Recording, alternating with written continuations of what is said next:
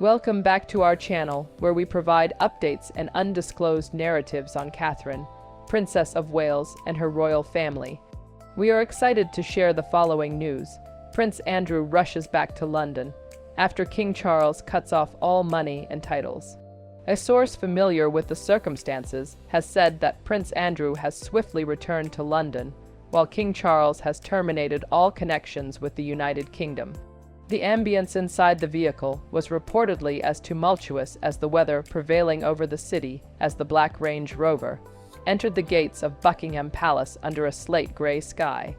Witnesses described Prince Andrew, Duke of York, as possessing a tense and inscrutable facial expression.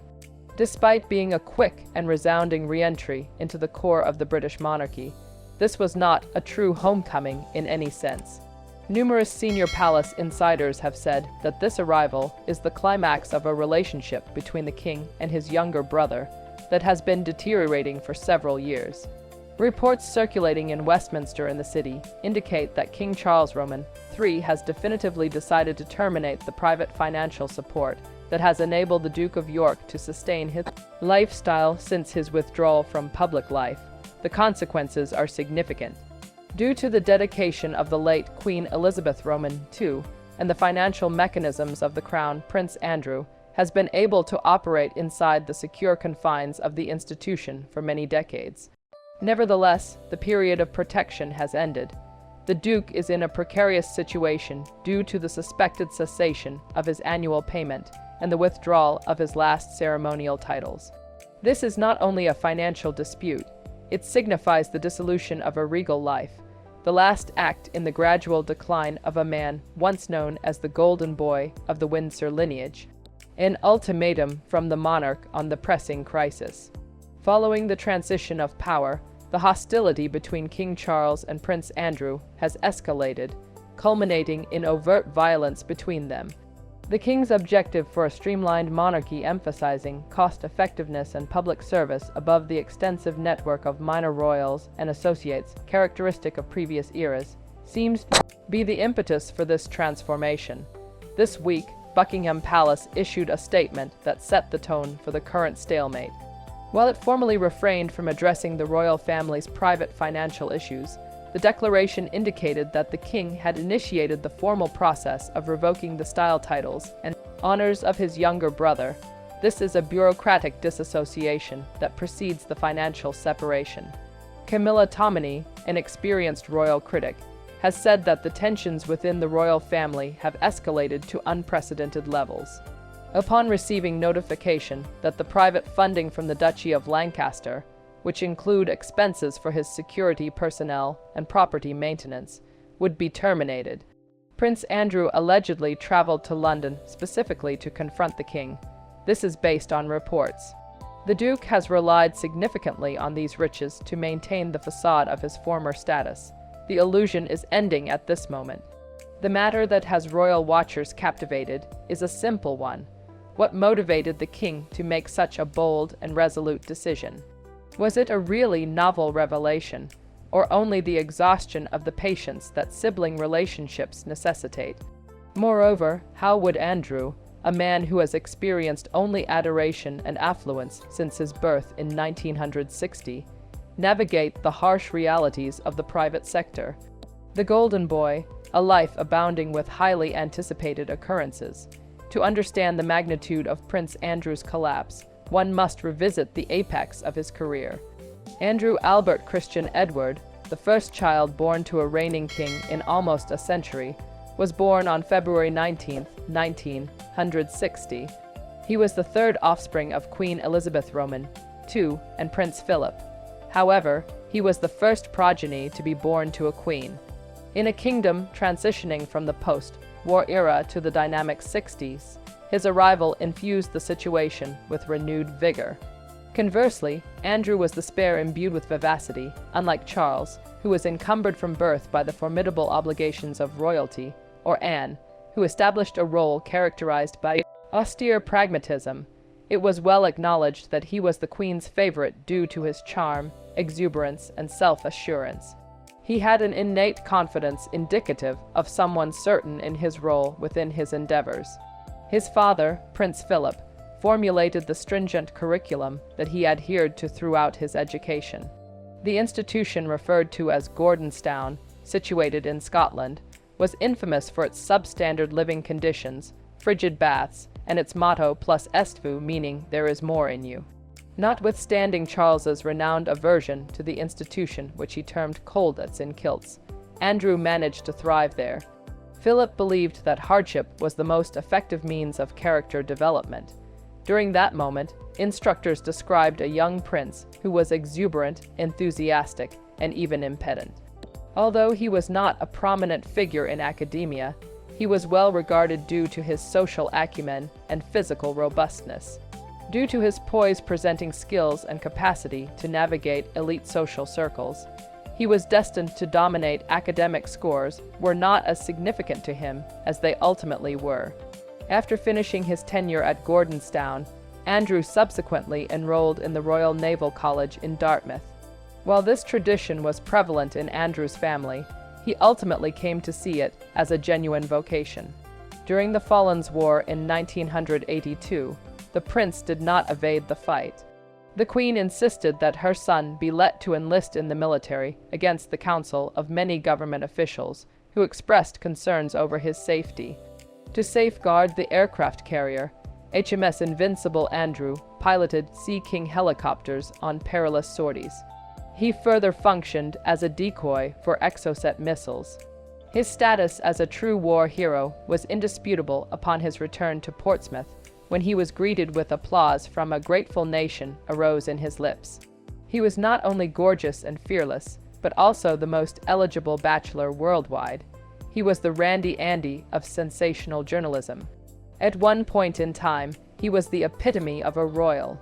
In addition to being a prominent figure in British public life, he attained the rank of commander and served in several capacities as a trade envoy. However, it is possible that the roots of his downfall were planted during this period of unrestrained adoration. In addition to praising him, the system offered him protection, which resulted in the development of a feeling of entitlement that would later come into conflict with the truth. Regarding the Royal Lodge dispute, there is an architecture of privilege. The Royal Lodge, which is located in Windsor Great Park and has a Grade 2 listing, is in the epicenter of the ongoing financial conflict. Not only is this a home, but it is also a representation of Andrew's social standing. 30 rooms, expansive gardens, and a history steeped in royal heritage are all features of the lodge, which was once the residence of Queen Elizabeth, sometimes known as the Queen Mother. In the early 2000s, Andrew made a one-time payment and signed a lease on the property that was for a period of 75 years. However, the lease had a number of conditions. It costs an enormous amount of money to keep such a historic building in good condition. Each year, the costs associated with history preservation, roof repairs, and damp proofing may amount to hundreds of thousands of pounds. In addition, in order for the property to continue to be livable, it is necessary to have a committed crew consisting of gardeners, housekeepers, and estate managers. In his explanation, royal historian Robert Lacey says, "This is what people understand when they speak about financial assistance. There is more to it than just putting money into a bank account. The purpose of spending it, the ecology as a whole is present. However, the private allowances from the monarch support the royal lifestyle, which includes the staff travel, and most importantly, security. The sovereign grant is responsible for covering official tasks. The line item that continues to generate the greatest debate is security. Andrew's security has been privately paid ever since he lost his official police protection, which is a privilege that is only granted to working royals. It is said that the late Queen and King Charles had been the ones who provided funding for Andrew's security. With only one bill, it is predicted that the yearly cost would reach into the millions. The withdrawal of this assistance by Charles has presented Andrew with a difficult choice. Either he must pay for his own armed guards, or he must leave the Royal Lodge in order to relocate to a smaller house that is more safe, such as Frogmore Cottage. People get the impression that Andrew is being obstinate in his desire to cling to the trappings of his previous life, since he has refused to quit the lodge. However, if the king does not provide financial support, the lease has potential to become an albatross, causing him to fall into bankruptcy. The Unraveling Epstein, and the interview that completely transformed everything significantly before the implementation of budget cutbacks. Prince Andrew's reputation started to gradually deteriorate. His previous relationship with Jeffrey Epstein, a convicted sexual offender, is the source of this issue. In the 1990s, when they were both immersed in a social environment that was a mixture of high society, high finance, and charity, their paths intersected. Despite Epstein's first conviction in 2008, Andrew continued to spend time with him for a number of years, including meals, shooting weekends, and vacations. This was a choice that Andrew subsequently referred to as a mistake, but which detractors referred to as a catastrophic loss in judgment on his part. Over the course of many years, the issue remained dormant. However, in 2019, the Me Too movement and Epstein's arrest placed the network of the financiers under close scrutiny. Within a short period of time, Andrew's relationship went from being a mere footnote to being a headline. The breaking of the dam brought about the turning point, which occurred on November 16, 2019. A sit-down interview with the BBC Newsnight, which is anchored by Emily Maitlis, was something that Andrew consented to perform in an effort to clear his reputation. In spite of the fact that it was supposed to be a tale of redemption, it turned out to be a public suicide of his reputation on television. As soon as the first few minutes of performance began, the mood in the drawing room of Buckingham Palace was oppressive. Andrew had the impression of being inflexible, and his responses were both scripted and strange. Andrew provided responses that failed to make sense to the general public when he was challenged with charges made by Virginia Dewey that she had been trafficked to him when she was a kid. According to him, jurors' allegations that he was sweating on a dance floor were not plausible since he suffered from a physical condition that was brought on by an adrenaline overload that occurred during the Falklands War. An unremarkable alibi that quickly became a joke was his assertion that he was at a Pizza Express in Woking on the night in issue. According to Mark Borkowski, a specialist in public relations, it was a masterclass in how poorly to manage a crisis. It was clear that he had no compassion for Epstein's victims. It seemed as if he was more preoccupied with the particulars of the circumstance than the ethical weight of the scenario. The response from the general population was immediate and harsh. In a matter of days, the consequences were apparent. Businesses, charitable organizations, and educational institutions that had wanted the Duke's support hurriedly severed their relations with him. The palace presented the step back from public obligations that they announced as being transitory, a time of cooling down. However, those who were on the inside were aware of the reality the door had completely shut. In an effort to strike a balance between her affection for her son and her obligation to the crown, the Queen had essentially terminated his employment. Concerning Jew versus Prince Andrew, the legal maze that is compounding. The harm to the reputation was the legal case that Virginia brought against the defendant in the state of New York.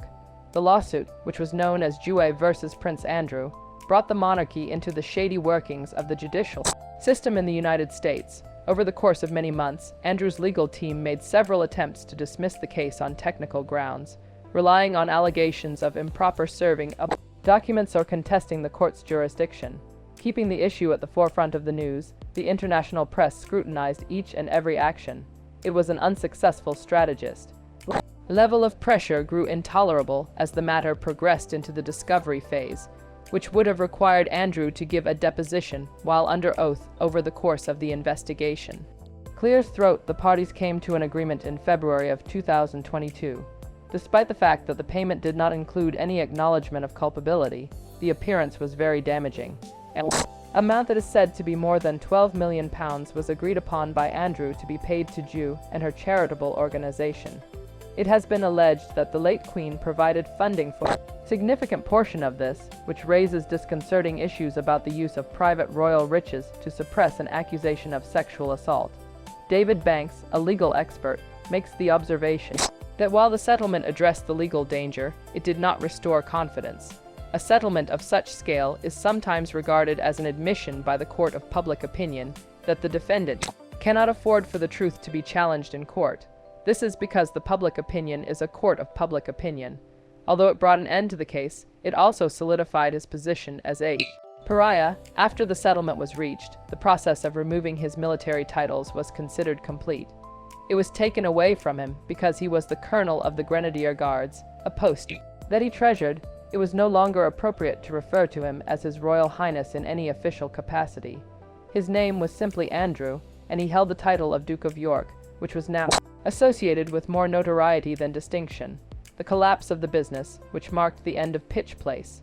Prior to his collapse, Andrew had made an effort to establish himself as the entrepreneur prince. His flagship program, Picture Palace, was intended to facilitate connections between companies in the technology sector and investors from across the world. It was a true success. For a few years, during which time it hosted events at St. James's Palace and expanded to other regions, including China, the Middle East, and other places. There was, however, an inextricable connection between the platform and his own brand.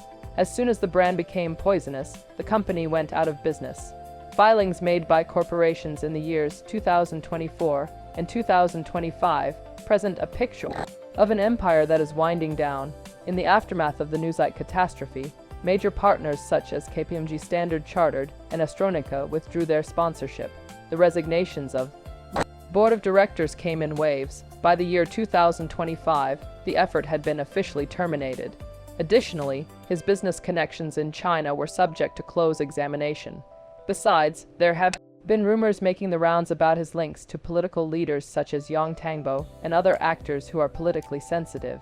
Despite the fact that Andrew denied any wrongdoing, the mere notion that a member of the royal family may be using his position for personal benefit or serving as an unofficial conduit for foreign influence was enough to cause the security services to get concerned. Companies House has just received papers that demonstrate the ultimate liquidation of firms owned by Andrew. The transfer of assets, the settlement of debts, and the removal of firms from the register have all taken place. This is the administrative imprint of a guy whose professional life has been a complete and utter sham. Andrew does not have a product to offer since he does not have the platform of the monarchy, the precedent set by the Constitution taking away the titles. Both the measures that King Charles took on October 30th, 2025, and the following letters patent that were granted in November indicate a significant constitutional movement that has the potential to be historic. Andrew's expulsion from his position is unprecedented despite the fact that royals have lost their titles in the past, often as a result of treason or marriages that were not approved. It is a termination for moral reasons. It was reaffirmed in the official notice that was published in the London Gazette that the titles Prince and His Royal Highness would no longer be used in official capacities. The king has made use of the full weight of the royal prerogative to guarantee that Andrew is unable to exploit these titles to gain recognition or to gain a business benefit. This is despite the fact that he is still a prince of the blood by birth. This establishes a precedent for the future, says Dr. Catherine Haddon, a specialist knowledgeable in constitutional law. It is a signal that royal rank is not a birthright that is unrestricted. Rather, it is a privilege that is reliant on behavior. Through the implementation of accountability, King Charles is bringing the institution into the contemporary era. The company will fire you if you do any harm to it. For all intents and purposes, this action transforms Andrew into a private citizen. It is no longer going to be the case that the state will show him respect due to the fact that he will not be asked to attend formal events. He will not be bowed to at such events. It is impossible to overestimate the psychological effect that this downgrade will have on a man who has held the position of royalty for the last 65 years, from allowance to uncertainty, the realities of the financial situation. Now Andrew must confront the harsh realities of his new existence, because he does not receive the sovereign grant or the Duch of Lancaster stipend. His sources of income are unknown and are expected to decrease in the future. The pension that he receives from the Royal Navy is not very generous. It is probably somewhere between 20,000 and 30,000 per year. According to the Queen, he has inherited some fortune from his parents. Nevertheless, the specifics of the Queen's inheritance will be kept confidential. The existence of investment portfolios and trusts that were created many years ago has been the subject of rumors, but are they sufficient to maintain a lifestyle that costs millions of dollars annually? It is the Royal Lodge that has suffered the most as a result of this new arithmetic. In the event that Andrew is unable to pay for the maintenance and the security, he will be in violation of his lease. It is the responsibility of the Crown Estate, which is the legal owner of the land, to guarantee that the asset is preserved in a safe and secure manner.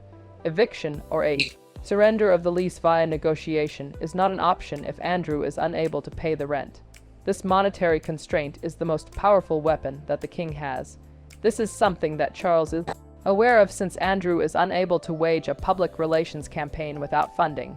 This is the king's way of pushing his brother into submission and eventually into oblivion. He is doing this by cutting the purse strings, the human cost of a breakup of a family. There is a narrative of a family that has been broken apart that lies beyond the headlines and the court files. From the beginning, Charles and Andrew's relationship has been a complicated one, with Andrew being the obedient heir and Charles being the indulgent spare. On the other hand, they argue that the rift is now complete. One has heard that King Charles is exhausted. In addition to managing a changing Britain, his primary concerns include the future of the monarchy, Prince William, and the Princess of Wales, and the future of the United Kingdom. Andrew is a symbol of the past, which Charles is eager to rid himself of. This includes the scandals, the entitlement, and the lack of responsibility on his part. Apparently, Andrew is experiencing a sense of betrayal at this moment. It is his belief that he has been used as a scapegoat, and that he has been punished unduly for mistakes in judgment, while other members of the family have managed to weather their own difficulties. It was a desperate effort to be heard to plead to the brother who is now his king, and his surprise arrival in London, which occurred during the storming of the city, was a result of this. However, it seems that the king's determination has become more resolute. The termination of financial assistance is not a strategy for engagement in negotiation. Rather, it is a definitive decision. Concluding remarks regarding the Duke of Twilight. In the process of withdrawing back behind the walls of the Royal Lodge, or whatever property he ultimately chooses to occupy, Prince Andrew does so as a weakened figure. It is now possible to read a different version of his life story. The battle hero and the favorite of the Queen has become a cautionary tale about the dangers of hubris and the consequences of it.